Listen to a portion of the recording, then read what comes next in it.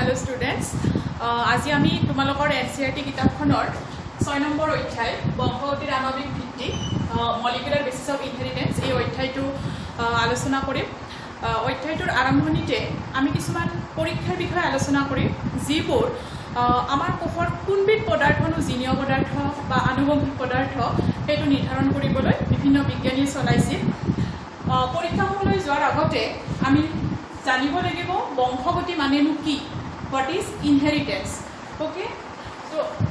আমি জানো যে পিতৃ মাতৃৰ পৰা কি হয় বংশগত চৰিত্ৰবিলাক সন্তানলৈ সঞ্চালিত হয়, হয়নে?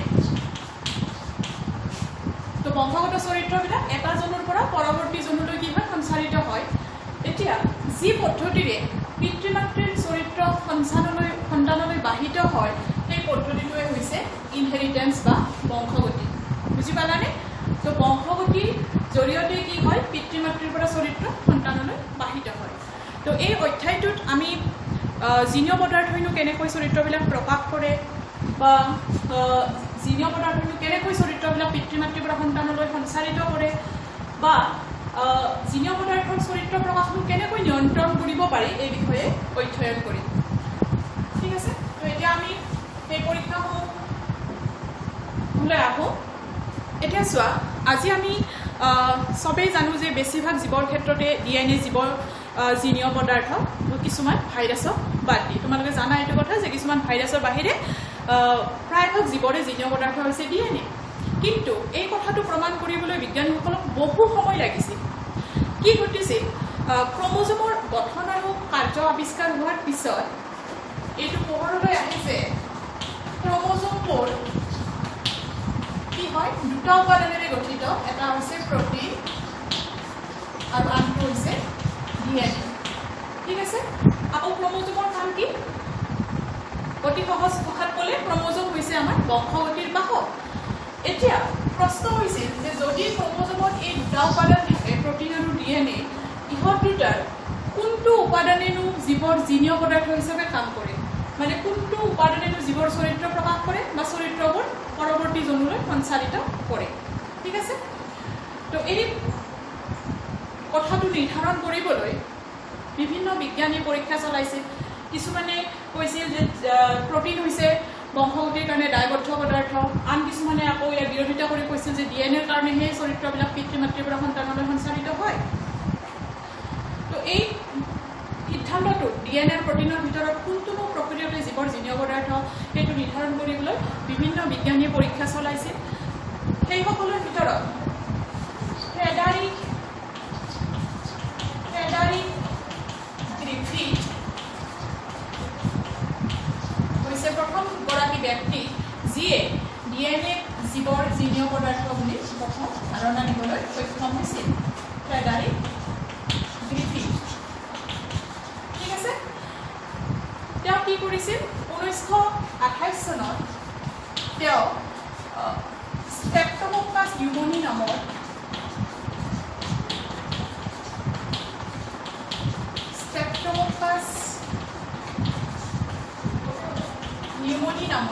বেক্টেৰিয়াবিধৰ ওপৰত পৰীক্ষা চলাইছিল। অ'কে, তোমালোকে নিশ্চয় এই বেক্টেৰিয়াবিধৰ নাম শুনিছা। এই বেক্টেৰিয়াটোৱে কি কৰে, নিউমনিয়া ৰোগ সৃষ্টি কৰে, হয়নে? তো এই নিউমনিয়া ৰোগ সৃষ্টিকাৰী বেক্টেৰিয়াবিধৰ ওপৰত গ্ৰিফিথে কিছুমান পৰীক্ষা চলাইছিল। তো কৰ্ষণ মাধ্যমত এই বেক্টেৰিয়াবিধ দুটা ৰূপত পোৱা যায়। এটা কোৱা হয় মসৃণ স্মুথ বা এছ প্ৰকাৰ, আৰু আন প্ৰকাৰ হৈছে সহতা বা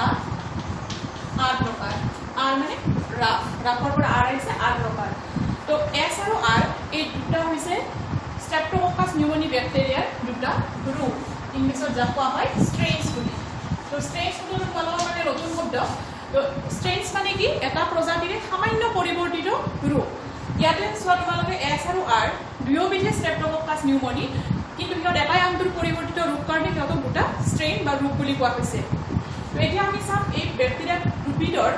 কিনো পাৰ্থক্য আছে।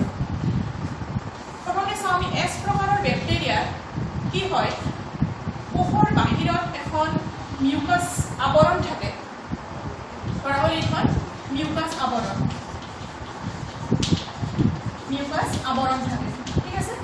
এই মিউকাছ আৱৰণখন গঠিত হয় বহু শৰ্কৰাৰে দ্বাৰা গঠিত এখন মিউকাছ আৱৰণ থাকে যাৰ কাৰণে সিহঁতে কি কৰে মিহি উজ্জ্বল সংঘ গঠন কৰে আকৌ আহিল সংঘ কি বস্তু অনুজীৱবিলাকে কি হয় সিহঁতে এটা থোপ গঠন কৰি থাকে যিটো সংঘ বুলি কোৱা হয় গতিকে সংঘ হ'ব দৃশ্যমান এটা অনুজীৱৰ বা বেক্টেৰিয়াৰ এটা থোপ য'ত আটাইবোৰ বেক্টেৰিয়া কি হয় জিনীয়ভাৱে এটাই আনটোৰ প্ৰতিৰূপ হয় মানে সিহঁত সৃষ্টি হয় এটা মাত্ৰ মাতৃকোষৰ পৰা সেইকাৰণে সিহঁতে এটাই আনটোৰ জিনীয়ভাৱে সিহঁত আটাইবোৰ একে হয় তো এছ প্ৰকাৰৰ বেক্টেৰিয়া কি পালা তোমালোকে এই বহু শৰ্কৰাৰ আৱৰণখন থাকে কাৰণে সিহঁতে মিহি উজ্জ্বল সংঘ গঠন কৰে আৰু তাৰোপৰি ইহঁত কি হয় ৰোগ সৃষ্টিকাৰী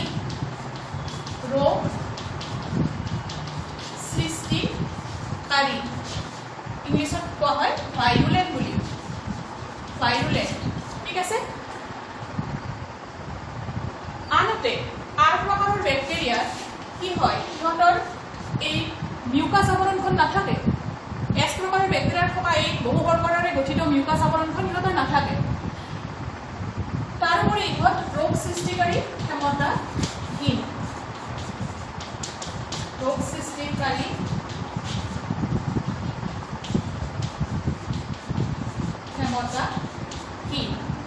যিহেতু ইহঁতৰ কোষৰ বাহিৰত এই বহু শৰ্কৰাৰ আৱৰণখন নাথাকে সেইকাৰণে সিহঁতৰ সংঘটো কেনেকুৱা হয় সংঘটা সেইকাৰণে আৰ প্ৰকাৰ ঠিক আছে তো এতিয়া আমি পালোঁ এছ আৰু আৰ প্ৰকাৰ বেক্টেৰিয়া দুবিধৰ মাজত পাৰ্থক্য কি এছ প্ৰকাৰৰ বহু শৰ্কৰাৰ আৱৰণ থাকে যাৰ কাৰণে মিহি সংঘ গঠন কৰে ইহঁতৰ বহু শৰ্কৰাৰ আৱৰণ নাথাকে এছ প্ৰকাৰৰ বেক্টেৰিয়াবোৰ ৰোগ সৃষ্টিকাৰী ক্ষমতা সম্পন্ন আৰু ইহঁত ৰোগ সৃষ্টিকাৰী ক্ষমতাহীন এই দুয়ো প্ৰকাৰৰ ষ্ট্ৰেপ্টোকোকাছ নিউমনি বেক্টেৰিয়াক লৈ গ্ৰিফিথে তেওঁৰ পৰীক্ষাসমূহ চলাইছিল চাম আমি কি কৰিছিল গ্ৰিফিথে তেওঁ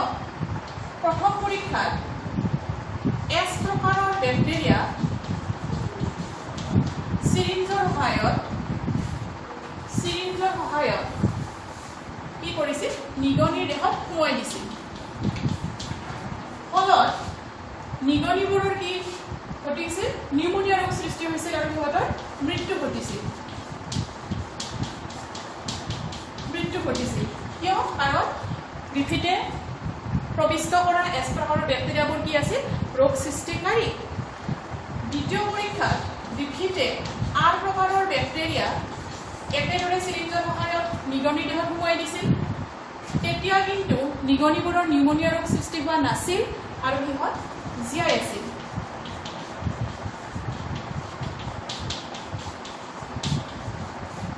ঠিক আছে তৃতীয় পৰীক্ষাত গ্ৰিফিথে কিছুমান এছ প্ৰকাৰৰ বেক্টেৰিয়া তাপ দি মাৰি লৈছিল আৰু এই তাপৰ দ্বাৰা মৃত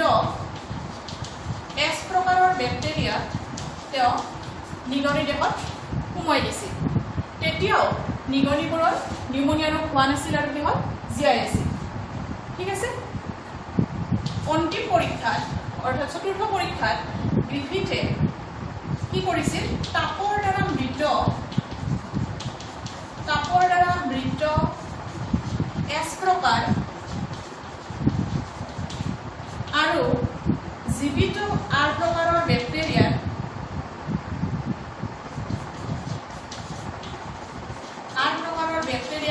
মিশ্ৰণ বনাই এই মিশ্ৰণটো নিগনিৰ দেহত সোমোৱাই দিছিল ফলত আশ্চৰ্যজনকভাৱে তেওঁ কি দেখিছিল যে এই নিগনিবোৰৰ মৃত্যু ঘটিছিল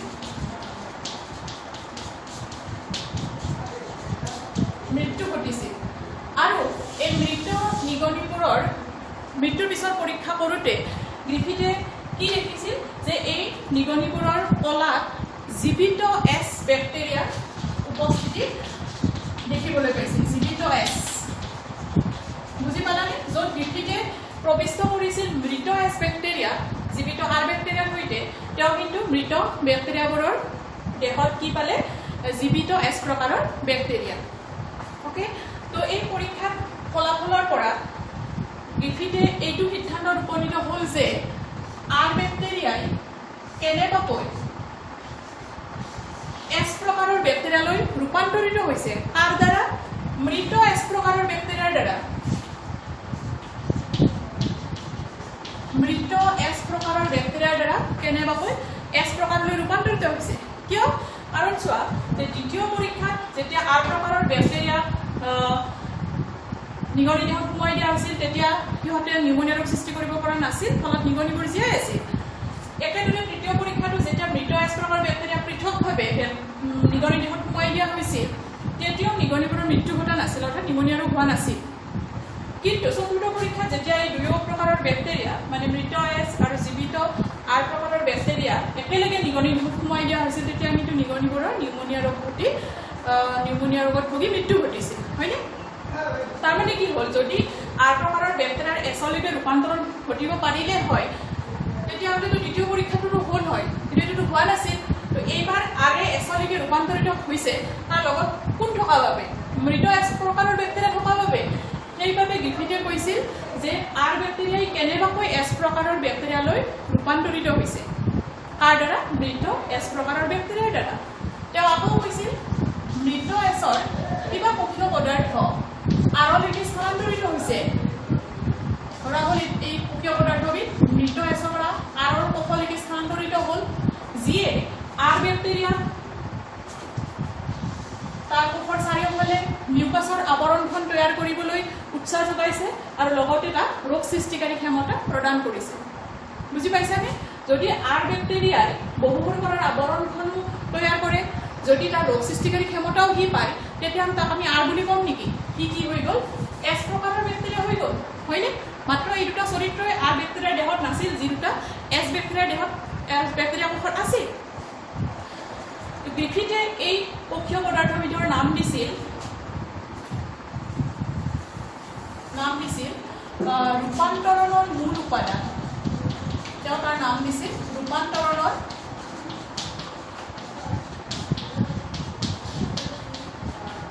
মূল উপাদান তেওঁ কৈছিল যে কিছুমান ৰূপান্তৰণৰ মূল উপাদান মৃত এছ বেক্টেৰিয়াৰ পৰা আৰৰ কোষলৈ স্থানান্তৰিত হৈ আৰ বেক্টেৰিয়া বহুবোৰ কৰাৰ আৱৰণখন তৈয়াৰ কৰাৰ লগতে তাক ৰোগ সৃষ্টিকাৰী ক্ষমতা প্ৰদান কৰিছিল অৰ্থাৎ এছলৈকে ৰূপান্তৰিত হৈছিল নিশ্চয় এই স্থানান্তৰিত পদাৰ্থবিধ কি হ'ব জিনীয় পদাৰ্থ জিনীয় পদাৰ্থ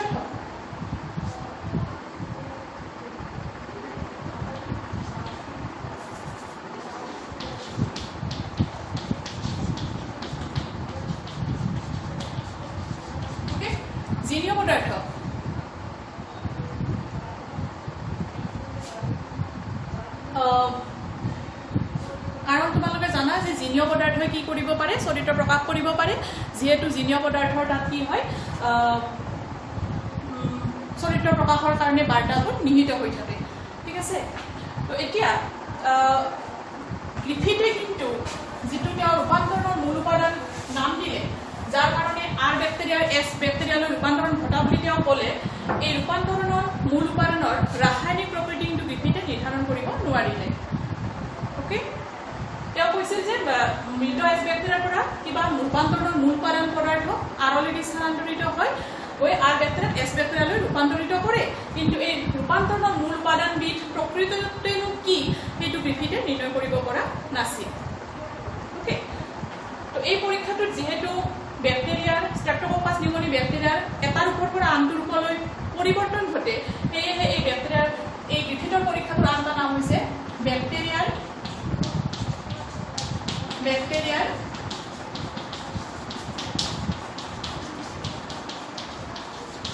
ৰূপান্তৰণৰ পৰীক্ষা ঠিক আছে কাৰণ ইয়াতে কি হৈছে এটা বেক্টেৰিয়াৰ এটা ৰূপৰ পৰা আনটো ৰূপলৈ পৰিৱৰ্তন ঘটিছে কিন্তু গ্ৰিফিথে তেওঁৰ পৰীক্ষাত এই ৰূপান্তৰণৰ মূল উপাদানটো প্ৰকৃততে কি বস্তু আছিল সেয়া নিৰ্ধাৰণ কৰিব নোৱাৰিলে পৰৱৰ্তী কালত তিনিগৰাকী বিজ্ঞানী এফাৰী মেকলিয়ড আৰু মেকাৰ্টিয়ে তেওঁলোকে গ্ৰিফিথৰ পৰীক্ষাসমূহ পুনৰ চলাইছিল কিয় এই ৰূপান্তৰণৰ মূল উপাদানৰ ৰাসায়নিক প্ৰকৃতি নিৰ্ধাৰণ কৰিবলৈ তো এই পৰীক্ষাটো আমি আলোচনা কৰিম আমাৰ পৰৱৰ্তী ক্লাছত তেতিয়ালৈকে তোমালোকে আজিৰ এই পৰীক্ষাটো খৰচি মাৰি পঢ়ি লোৱা ঠিক আছে তো নেক্সট ক্লাছত লগ পাম তেতিয়ালৈকে take care and keep study